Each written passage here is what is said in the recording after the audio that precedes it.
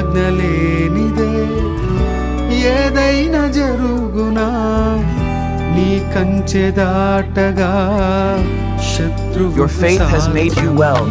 You are healed. Go forth and sin no more.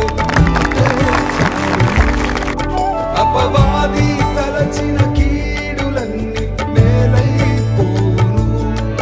మా దేవా నీవే మా తోడుంటే అంతే చాలును. అపవాది